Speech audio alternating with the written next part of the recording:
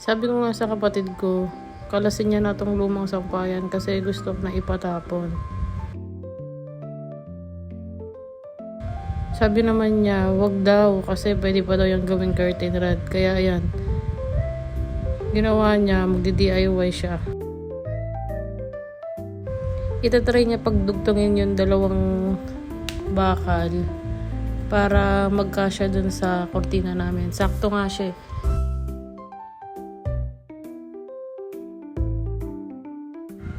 Tuwang-tuwa nga siya kasi magpapalitan na daw yung alambre.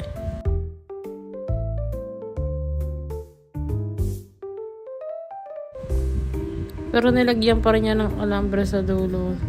Gawa ng yung pagpapatungan is pakulang. Hindi siya yung hook na nakabalikot.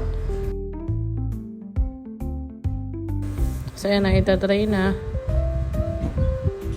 Pero hindi siya nag-work kasi yung gitna niya is nakalundo. Kaya sabi ko, lagyan natin ng glue stick. Try natin kung gagana siya. Hindi siya gumana. Nakalundo pa rin siya. Hindi ko na na-videohan yung itsura kasi nakita ko parang madadagdag na. Tinanggal namin kasi sabi ko nakalundo pa rin siya. Kailangan siguro mas malaki yung ilagay sa gitna para hindi siya lumundo. So yan, nakuha namin yung isa pang tubo dun na kulay black. Tinry namin siya at mas maganda siya gamitin. Hindi na nakalundo yung gitna niya. Since mabigat kasi yung kortina.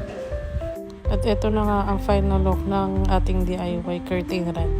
Thank you for watching.